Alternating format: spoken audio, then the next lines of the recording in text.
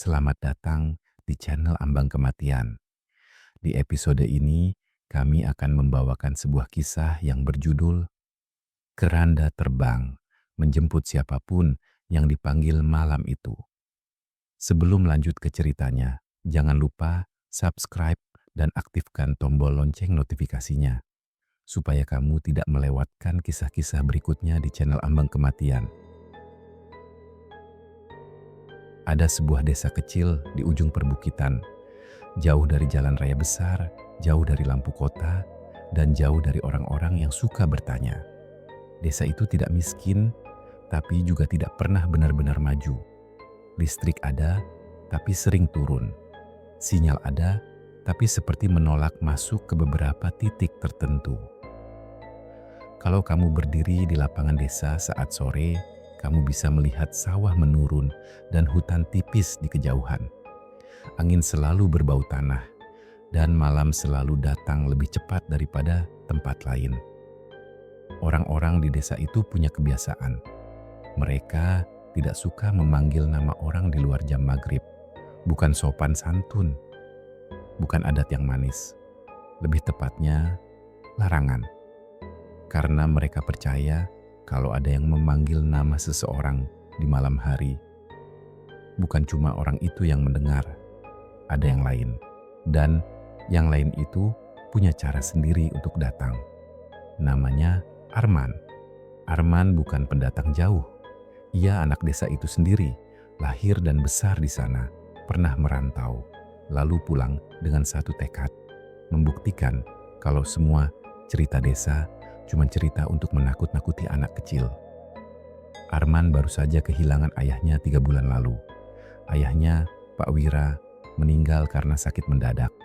Semua berjalan cepat, demam, sesak, dan selesai. Arman pulang terlambat. Ia hanya sempat melihat jenazah ayahnya dalam kain kafan sebelum keranda dibawa ke pemakaman yang terletak di atas bukit kecil. Sejak itu, Arman menyimpan satu rasa. Marah. Marah karena tidak bisa pamit. Marah karena hidup seperti menutup pintu tanpa memberi kesempatan. Dan marah pada semua hal yang tidak bisa dijelaskan. Termasuk takut. Karena setiap kali ada orang desa berkata, "Jangan panggil nama orang malam-malam." Arman merasa itu cuma cara tua untuk mengontrol yang muda. Arman muak. Suatu malam di balai desa, Arman duduk bersama 3 temannya, Randy, Bima, dan Sari. Mereka bukan geng kriminal. Mereka cuma anak muda desa yang bosan dan ingin merasa punya kendali atas hidup mereka sendiri. Mereka minum kopi hitam, makan gorengan, dan tertawa soal hal-hal kecil. Sampai Randy membuka topik yang salah. "Man," kata Randy, "kamu pernah dengar soal keranda terbang itu?" Arman mengangkat alis. "Keranda terbang yang katanya suka ngelayang sendiri itu?" Bima ikut nyengir. Katanya keranda itu jalan sendiri kalau ada yang manggil nama orang malam-malam. Sari menatap mereka, tidak ikut tertawa. "Kalian jangan ngomong gitu. Nanti ke bawah." Arman mendengus. "Ah, ke bawah apaan? Kalian masih percaya?" Randy menyenggol Arman. "Kalau nggak percaya, buktikan." Arman menatap Randy. "Maksudmu?" Randy menurunkan suara, tapi senyumnya lebar. "Kita panggil nama orang malam ini." Sari langsung berdiri. "Gila, jangan." Bima tertawa. "Cuma panggil nama doang. Apa susahnya?" Arman merasakan darahnya panas. Ada bagian dirinya yang lelah disebut pengecut oleh cerita-cerita yang bahkan tidak pernah ia lihat. "Siapa yang mau dipanggil?"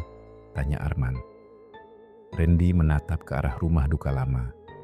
Rumah kosong di ujung desa yang katanya dulu jadi tempat menyimpan keranda lama sebelum ada mobil jenazah. "Pak Wira," kata Randy pelan, nama ayah Arman. Sari membeku. "Randy, jangan." Arman menatap Randy, dan untuk sesaat ia ingin memukulnya. Tapi Randy menatap balik, tidak takut, seolah menantang Arman untuk membuktikan kalau ayahnya hanya nama, bukan pintu. Arman menggertakkan gigi. Oke, katanya. Kita buktiin. Sari menggeleng keras. Aku nggak ikut. Arman menatap Sari. Kalau kamu takut, pulang. Sari menatap Arman, matanya berkaca. Ini bukan takut, Man. Ini menghormati. Arman tidak menjawab. Dan malam itu mereka bertiga. Melangkah, Arman berdiri di depan keranda. Suara di luar sunyi, angin berhenti. Hanya suara jangkrik jauh seperti sengaja menjaga jarak. Arman menarik napas, lalu memanggil dengan suara jelas. Pak Wira. Tidak ada jawaban. Rendi nyengir. Lagi, keras. Arman menghela napas, lebih keras. Pak Wira. Masih tidak ada jawaban. Bima tertawa kecil. Ya kan, cuma cerita. Rendi menepuk bahu Arman. Terakhir, satu kali lagi. Kalau nggak ada apa-apa, kita pulang. Arman menatap keranda. Dan entah kenapa, keranda itu terasa lebih gelap dari sebelumnya. Arman memanggil sekali lagi, lebih keras, lebih tajam, seolah memanggil orang hidup. Pak Wira, pulang. Pada detik itu, keranda itu bergetar. Bukan karena angin, bukan karena lantai. Keranda itu bergetar seperti ada sesuatu di dalamnya, baru saja bergerak. Rendi mundur satu langkah. Bima menelan ludah. Arman membeku. Lalu terdengar suara. Bukan suara orang, bukan suara hewan. Suara kayu digesek. Krek, krek. Seperti sesuatu menggaruk dari dalam. Bima berbisik, Man, kita keluar. Rendi menatap keranda. Wajahnya pucat. Ini trik siapa? Arman tidak bisa bicara. Karena di depan mata mereka, keranda itu bergoyang pelan. Lalu pelan-pelan bergeser 1 sentimeter. Lalu 2. Keranda itu bergerak sendiri. Dan ketika keranda itu bergerak, udara di ruangan berubah dingin.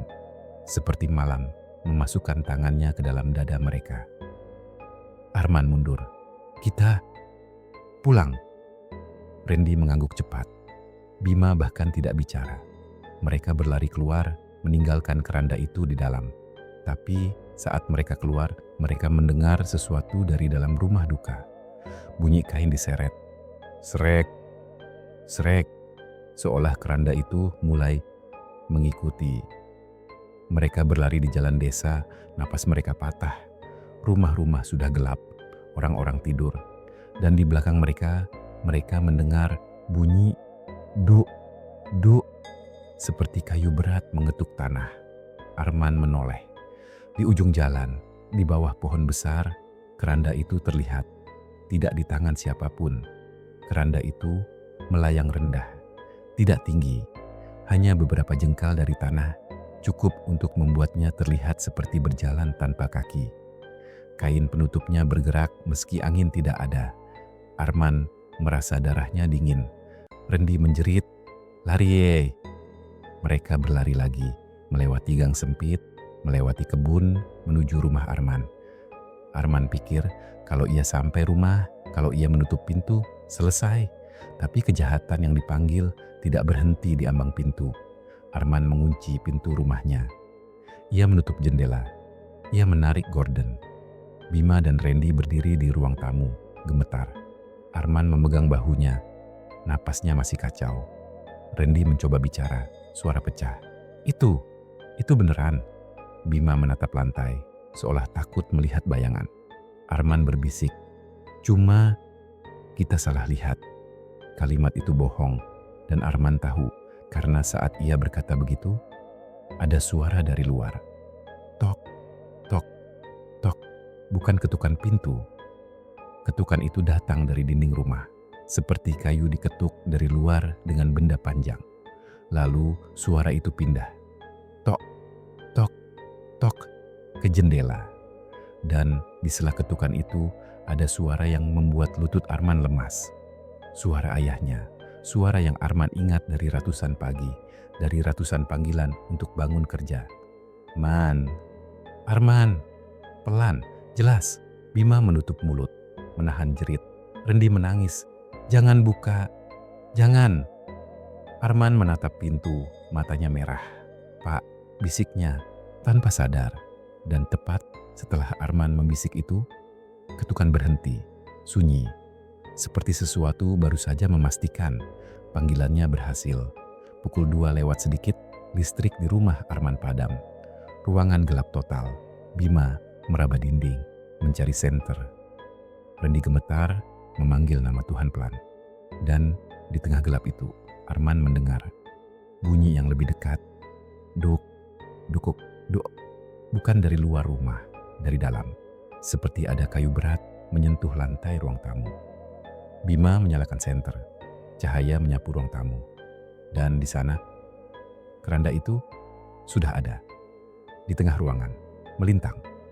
Diam, tidak ada pintu yang terbuka. Tidak ada jendela yang pecah. Keranda itu hanya muncul. Seperti asap, seperti bayangan. Arman merasa tenggorokannya terkunci. Rendi berbisik, "Gimana? Bisa masuk?" Bima mundur, menabrak lemari. "Man, kita mati."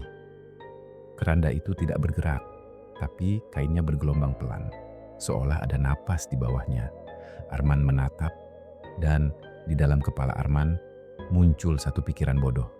Mungkin ayahnya benar-benar pulang. Arman melangkah mendekat. Rendi menahan bahunya. "Jangan!" Arman menepis. "Kalau itu bapakku."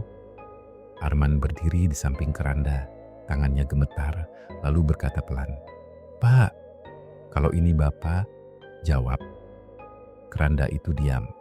Arman menelan ludah, lalu meletakkan telapak tangannya di atas kain penutup. Kain itu dingin, seperti baru diangkat dari air sungai. Dan tepat saat tangan Arman menyentuh kain, dari bawah kain muncul suara. Bukan suara ayahnya. Arman tersentak, jatuh mundur. Keranda itu bergetar, lebih keras. Dan di bawah kain, sesuatu bergerak, membuat bentuk seperti bahu mendorong kain dari bawah. Bima menjerit, Rendi menangis. Ini bukan orang. Keranda itu bergerak maju, pelan, seolah punya tujuan. Tujuannya bukan mereka bertiga. Tujuannya kampung.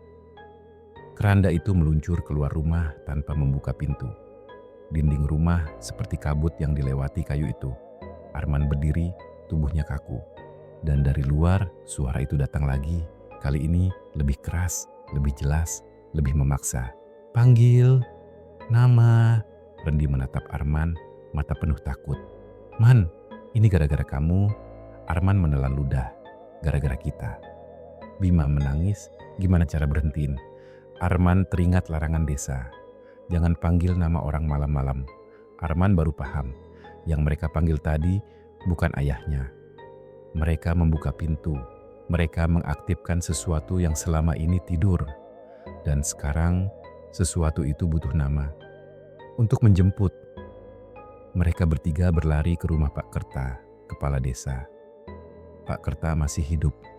Tapi di malam itu, Pak Kerta tampak seperti orang yang sudah menunggu bencana. Ia berdiri di teras rumahnya, memegang tasbih. Ketika melihat Arman, Pak Kerta tidak kaget. Pak Kerta hanya berkata, suara datar, "Kamu panggil siapa?"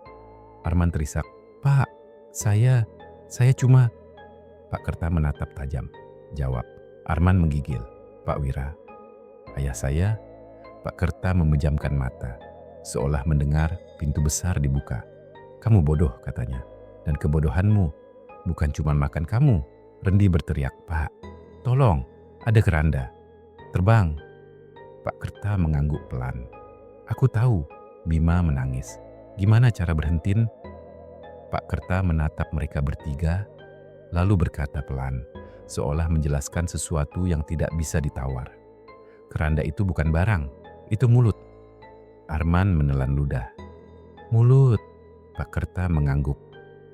"Mulut yang menjemput siapapun yang kamu panggil. Dan kalau kamu panggil lagi, dia tambah kenyang." Rendi berbisik, "Berarti jangan panggil." Pak Kerta menggeleng pelan. "Kalau mulut itu sudah bangun, dia akan cari panggilan sendiri." Arman membeku. "Terus?" Pak Kerta menghela napas panjang. "Kalau mau berhenti, kamu harus tutup mulutnya." Bima bertanya, "Gimana?" Pak Kerta menatap Arman dengan menaruh kembali nama pertama yang kamu panggil. Arman merasa dunia runtuh. Maksudnya, Pak Kerta menatap lebih tajam. Nama Pak Wira. Kalau keranda itu mau tidur lagi, dia harus ambil panggilan pertama. Itu kuncinya. Rendi menjerit pelan, jadi Arman. Pak Kerta mengangguk. Arman gemetar. Tidak bisa berdiri. Pak Kerta berkata, tanpa ampun. Kalau tidak, dia akan menjemput nama-nama lain. Satu-satu. Sampai desa ini habis. Karena kamu sudah mengundang. Dan undangan itu tidak bisa ditarik. Malam itu, keranda terbang bergerak di atas desa. Seperti bayangan hitam. Orang-orang mulai terbangun. Anjing-anjing melolong. Ayam berkokok salah waktu. Ada suara orang memanggil dari luar. Tapi bukan suara manusia. Suara itu serak. Seperti banyak mulut bicara bersamaan. Buka. Panggil. Sebut. Nama. Di beberapa rumah ada yang panik. Ada yang menjerit. Ada yang membuka pintu. Dan setiap pintu yang terbuka, keranda itu turun. Tidak lama, lalu naik lagi. Dan setelah keranda itu naik, rumah itu sunyi. Seperti tidak pernah dihuni. Arman melihat dari kejauhan, tubuhnya gemetar. Ia sadar, waktu mereka tidak banyak. Pak Kerta memegang bahu Arman. Kamu mau desa ini habis karena gengsimu? Arman menangis. Pak, saya cuma mau buktiin. Pak Kerta berbisik keras, buktikan sekarang. Buktikan kamu masih manusia.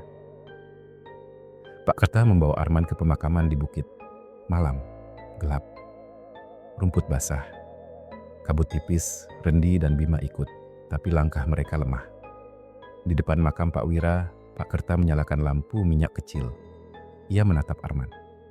Kamu panggil dia, bukan untuk minta jawaban. Bukan untuk minta pulang. Kamu panggil untuk menyerahkan. Arman menatap nisan ayahnya. Dan untuk pertama kalinya ia merasa benar-benar kecil. Arman berlutut. Napasnya patah. Lalu ia memanggil pelan dengan suara yang tidak lagi sombong. Pak Wira. Angin berhenti. Pak Kerta mengangkat tangan. Sekali lagi, lebih jelas. Arman menelan ludah. Pak Wira, maaf. Dan saat kata maaf keluar, keranda itu muncul di atas makam. Melayang rendah. Kainnya berkibar tanpa angin. Keranda itu turun pelan sampai hampir menyentuh tanah. Rendi menjerit kecil. Bima menutup mulut. Pak Kerta menahan, jangan lari. Keranda itu diam, seolah menunggu. Pak Kerta berbisik pada Arman. Sekarang, sebut nama lengkapnya dan sebutkan. Kamu serahkan. Arman menangis. Ia ingat ayahnya. Ia ingat suara ayahnya. Ia ingat semua hal yang belum sempat ia bilang. Tapi sekarang, yang ia hadapi bukan kenangan. Yang ia hadapi adalah tagihan. Arman menatap keranda, lalu berkata dengan suara tegas yang dipaksa keluar, Wira, Bapakku, aku serahkan.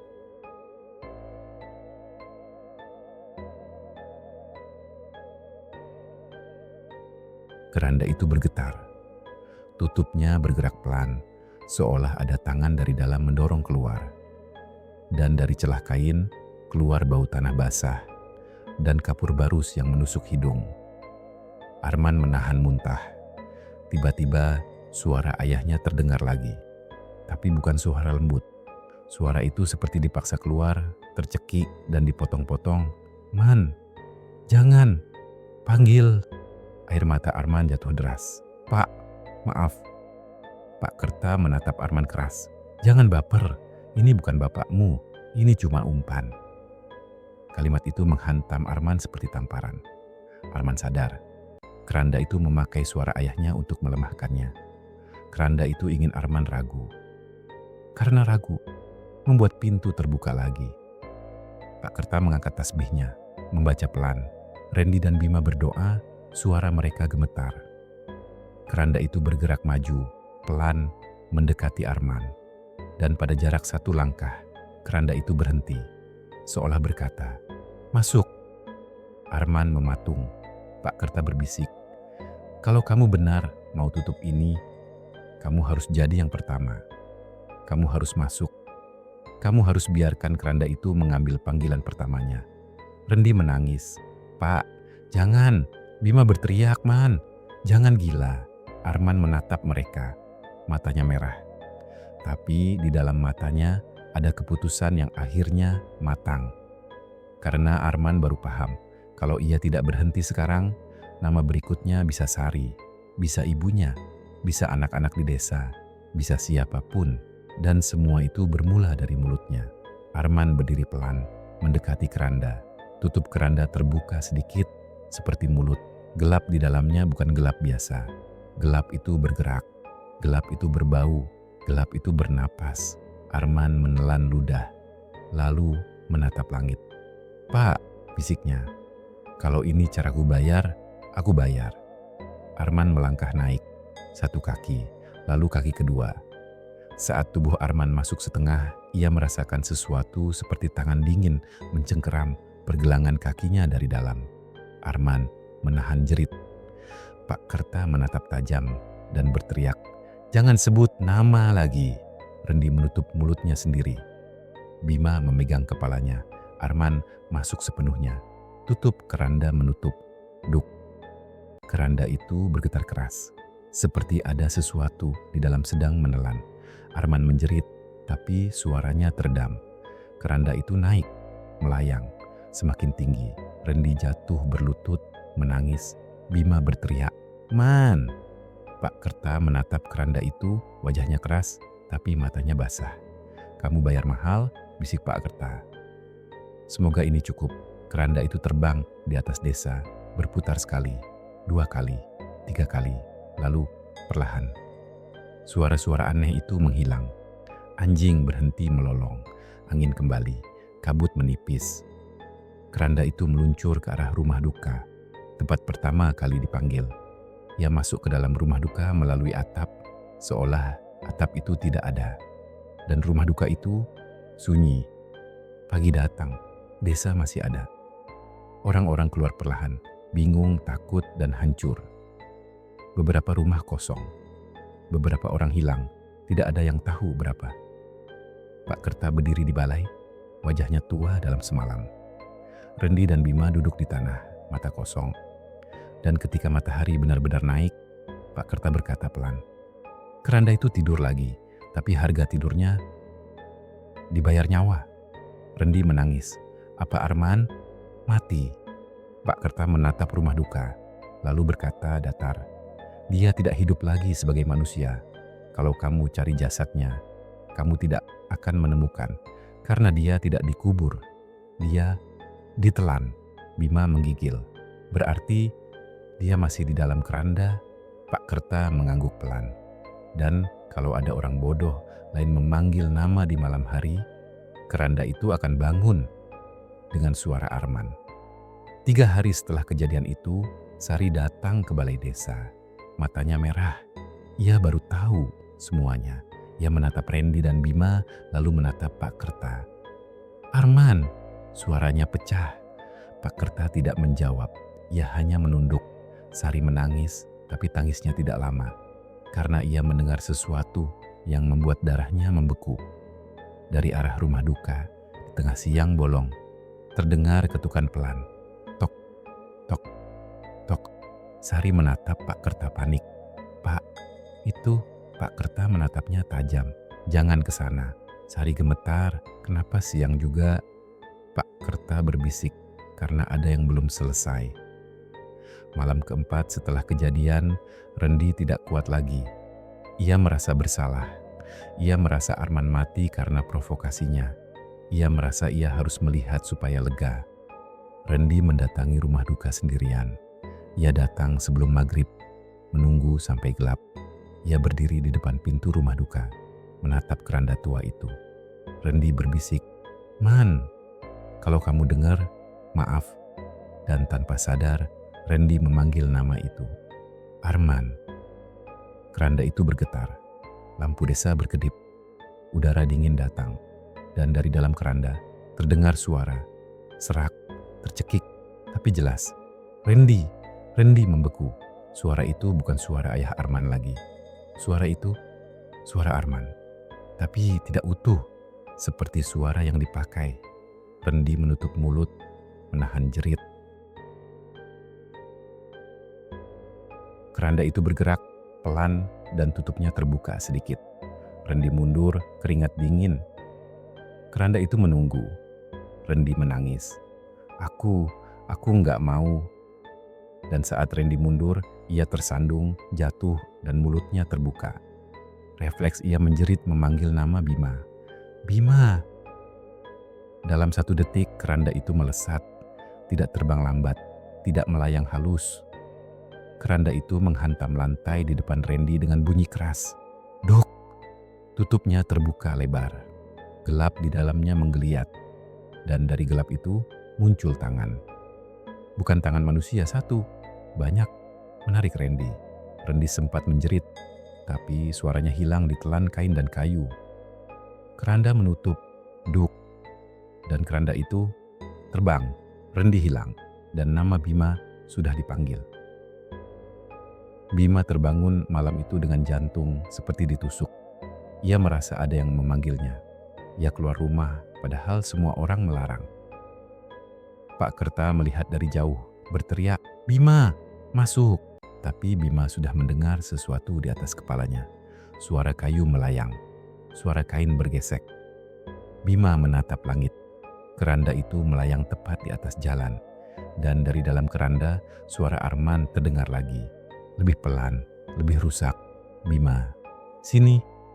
Bima menangis, mundur, tapi kakinya lemas. Pak Kerta berlari, tapi terlambat. Keranda itu turun, tangan-tangan itu keluar. Bima ditarik, tidak ada jeritan panjang, hanya satu tarikan cepat. Keranda naik lagi, dan Bima hilang. Pagi berikutnya, desa itu hancur bukan oleh api, bukan oleh banjir, tapi oleh ketakutan. Orang-orang tidak berani bicara, tidak berani memanggil nama, tidak berani menyebut siapa yang hilang. Karena mereka sadar, setiap nama yang disebut bisa jadi panggilan. Pak Kerta mengumpulkan warga. Ia berkata tegas, kita tutup rumah duka itu, kita paku, kita kunci, dan siapapun yang berani ke sana akan kita usir dari desa. Warga menuruti. Mereka memaku pintu. Mereka menutup jendela. Mereka menimbun sekeliling rumah duka dengan tanah dan batu. Mereka pikir selesai.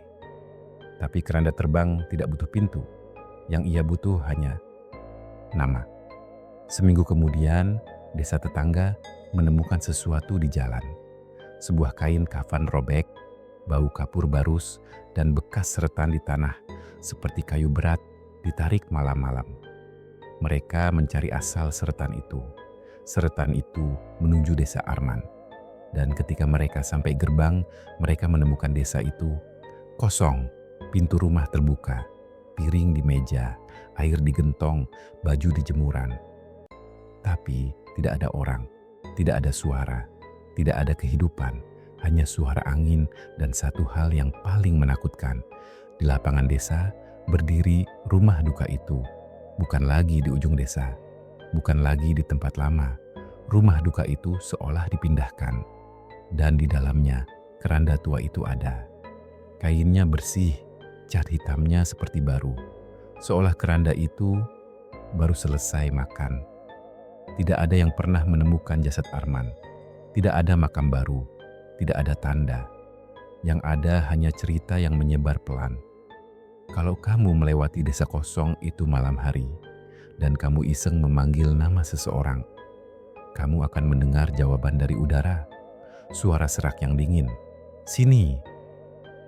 Dan di atas kepalamu akan ada bayangan hitam melayang tanpa kaki. Keranda menunggu, karena di desa itu malam tidak menjemput dengan angin. Malam menjemput dengan nama.